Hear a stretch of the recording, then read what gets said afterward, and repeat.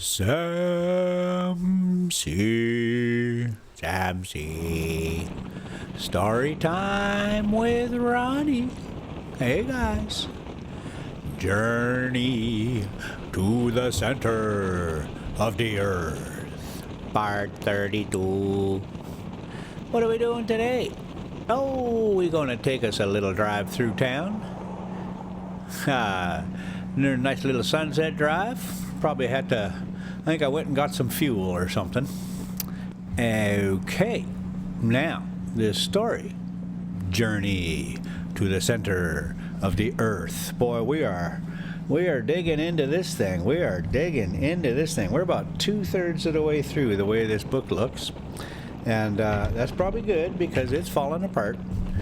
Okay, this story. Now, when we left it off, Hans had just caught a fish.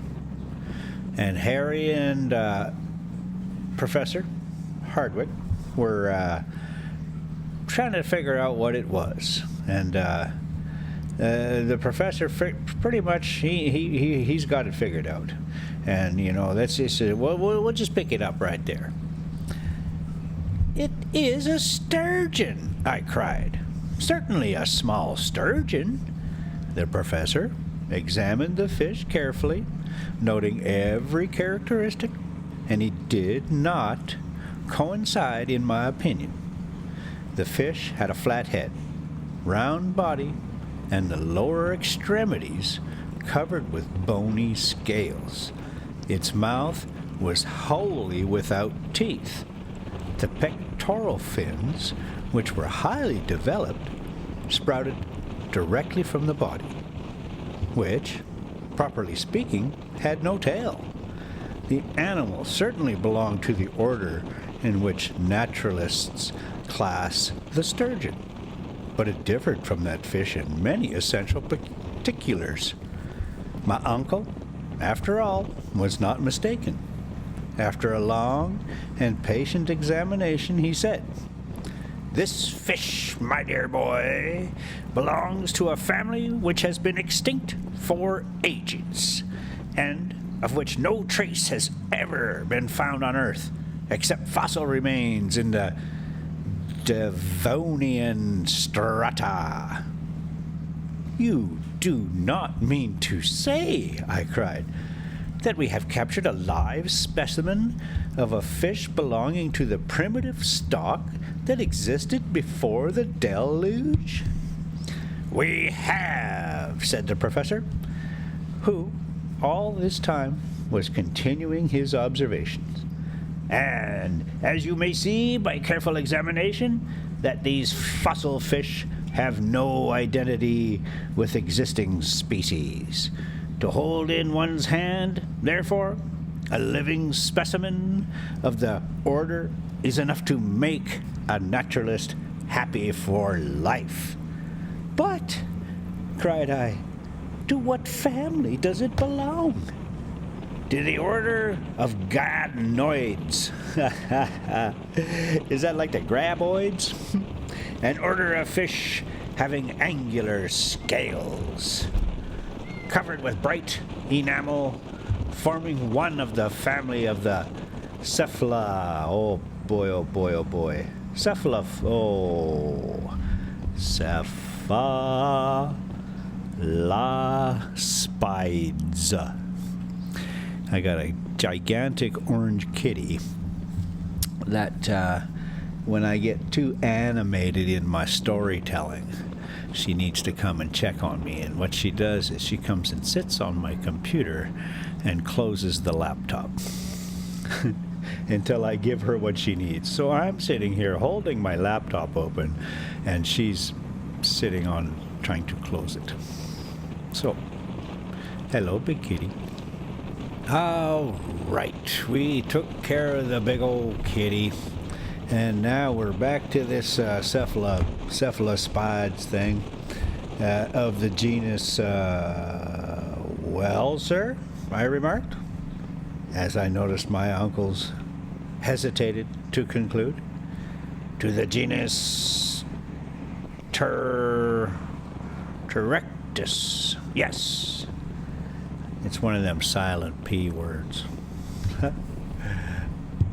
Pterectus or Pterectus, I don't know. I looked it up, and I think Jules Verne was a drunk because Google said these words are not these words. There's probably some misprints and all that. Yes, I am certain of it. Still, though, I'm confident of the correctness of my surmise. This fish offers to our notice a remarkable peculiarity never known to exist in any other fish but those which are the natives of the subterranean waters, wells, lakes, caverns, and such like hidden pools. And what may that be? It is blind. Blind? I cried, much surprised. Not only blind, continued the professor, but absolutely without organs of sight. I now examined our discovery for myself. It was singular, to be sure, but it was really a fact. This, however, might be a solitary instance, I suggested. The hook was baited again, and once more thrown into the water. This subterranean ocean must have been tolerably well supplied with fish, for in 2 hours we took a large number of Pterectus, as well as other fish belonging to another supposed extinct family, the Dipterides, a genus of fish furnished with 2 fins only, hence the name. Though my uncle could not class it exactly. All without exception, however, were blind. This unexpected capture enabled us to renew our stock of provisions. It was... This unexpected capture enabled us to renew our stock of provisions in a very satisfactory way. Let's take a look at this little drive, because we're finally out of the city there, and we're starting to pick up some speed and going around the corner up here, and the sunset, he starts to look pretty nice. Yeah, oh yeah. Yeah, now what's the camera back there? I think that camera's still going to be the Verb, the 360 Verb. And yeah, it still does a reasonably good job. Everything's in 4K. So, yeah. I don't know if I loaded it up in 4K, probably not.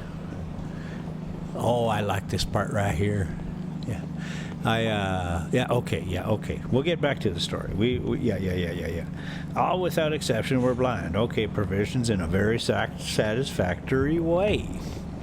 We were now convinced that this subterranean sea contained only fish known to us as fossil specimens, and fish and reptiles alike were all the more perfect the further back they dated their origin. We began to hope that we should find some of those ceruleans, which science has succeeded in reconstructing from bits of bone or cartilage. I took up the telescope and carefully examined the horizon, looked over the whole sea. It was utterly and entirely deserted. Doubtless, we were still too near the coast.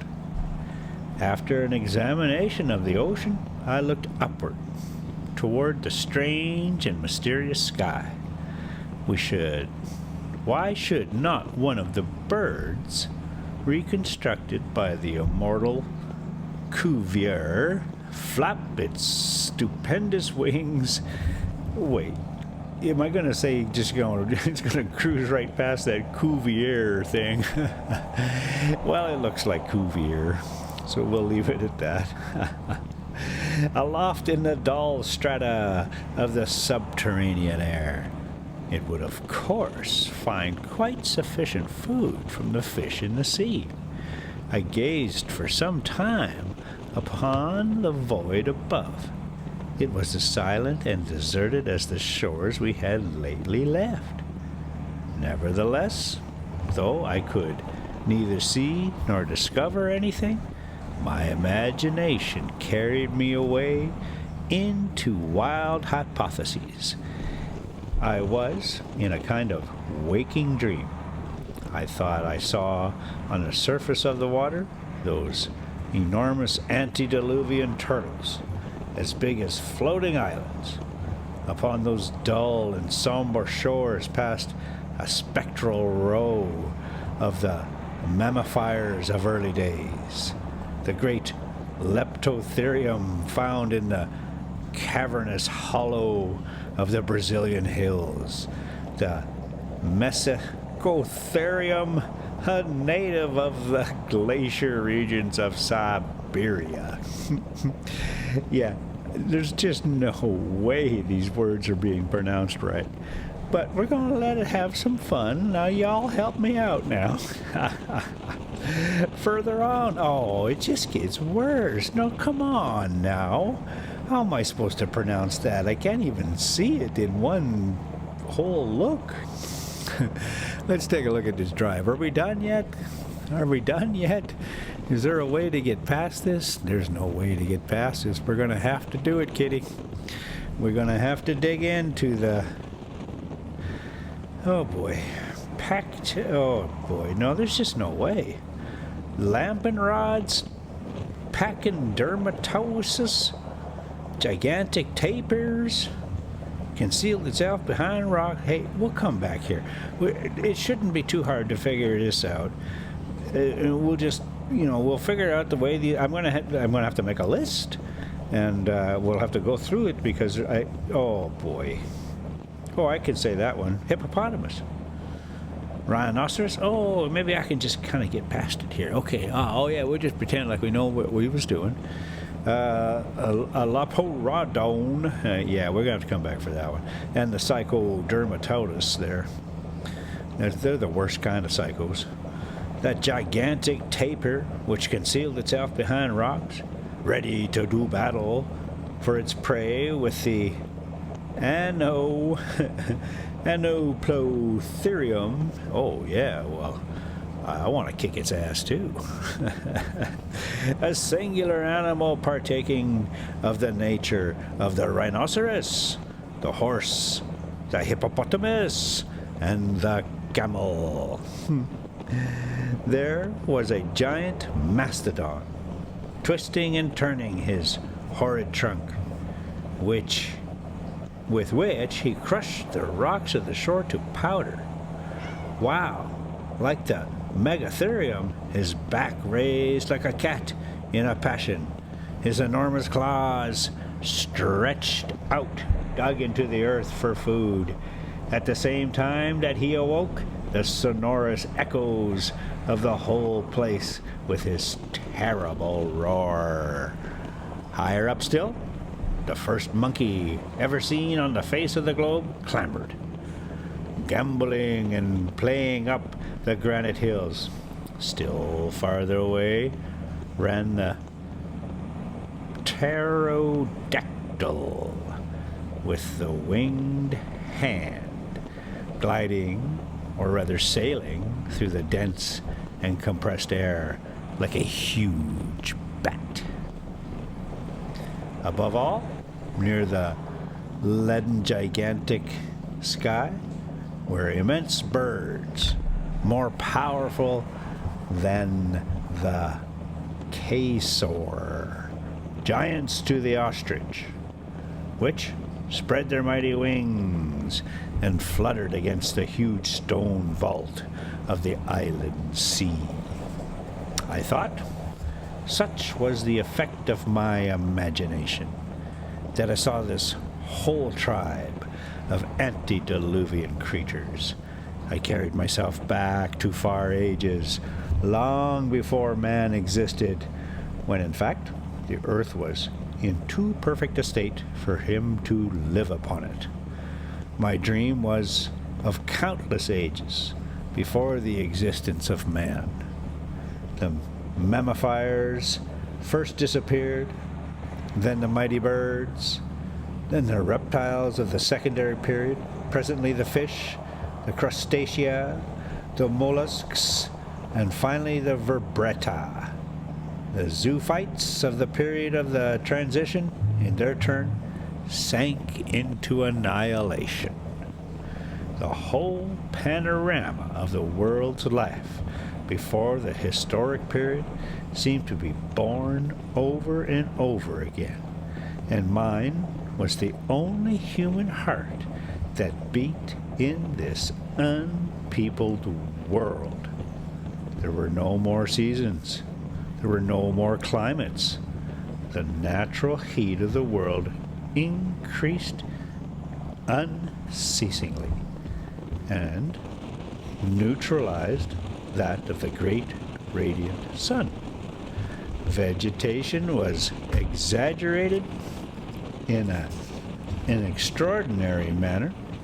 I passed like a shadow in the midst of brushwood as lofty as the giant trees of California, and trod underfoot the moist and humid soil, reeking with a rank and varied vegetation.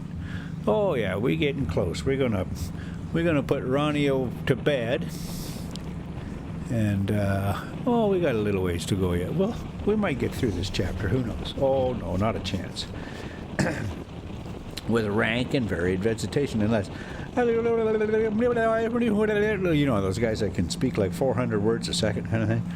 I leaned against the huge column-like trunks of giant trees, to which those of Canada were as ferns.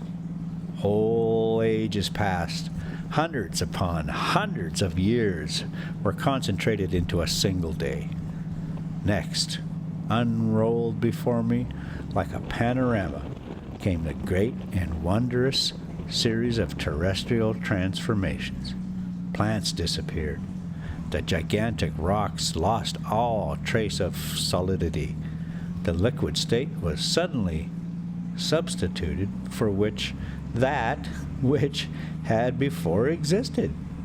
This was caused by intense heat acting on the organic matter of the earth. The waters flowed over the whole surface of the globe. They boiled. They were volatilized or turned into vapor. A kind of steam cloud wrapped the whole earth, the globe itself becoming at last nothing but one huge sphere of gas, indescribable in color, between white heat and red, as big and as brilliant as the sun.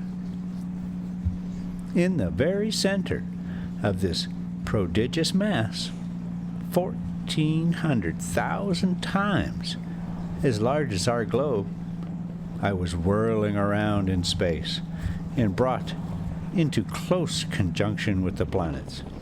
My body was subtilized, or rather became volatile, and commingled in a state of atomic vapor with the prodigious clouds which rushed forward like a mighty comet into infinite space.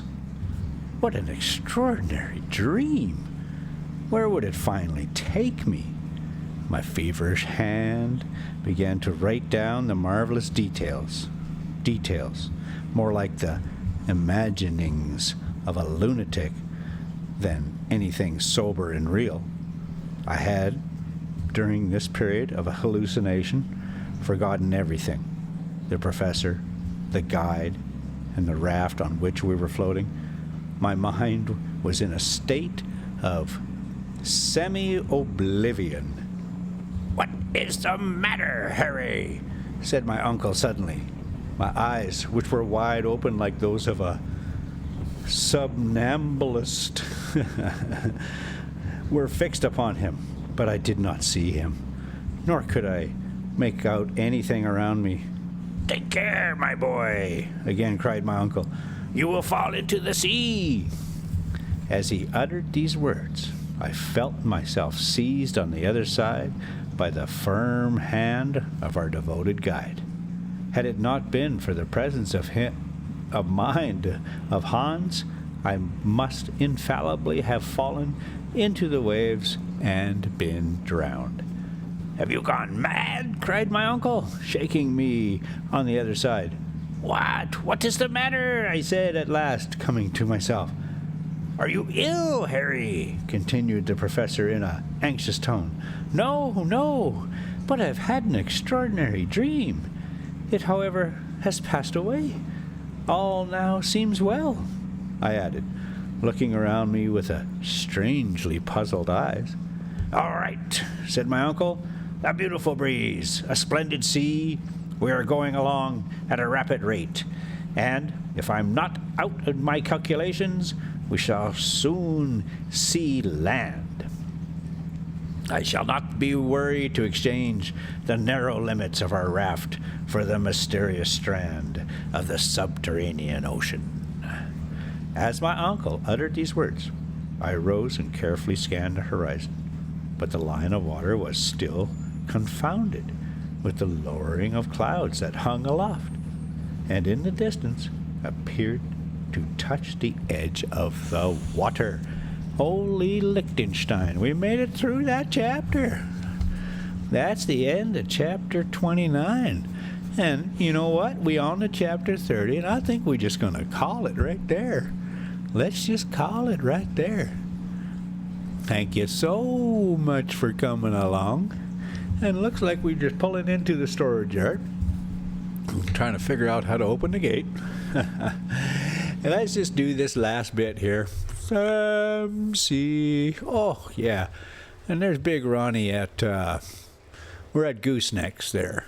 And she's a true workhorse. 15,000 pounds of towing, so pretty much anything I want to stick back there, not a problem. And that Goosenecks State Park there, oh boy, I'll tell you, I'll have to do a bit. We stop there quite often. It's one of the last stops before you get into reservation land, to get into Arizona. It's a long trek across the reservation there. All right, let's just see. Well, we've had Rosie for a little bit. Oh, she's pretty happy about it. So here, yeah, we'll give her just a little bit more. You go there, big girl. You go there now.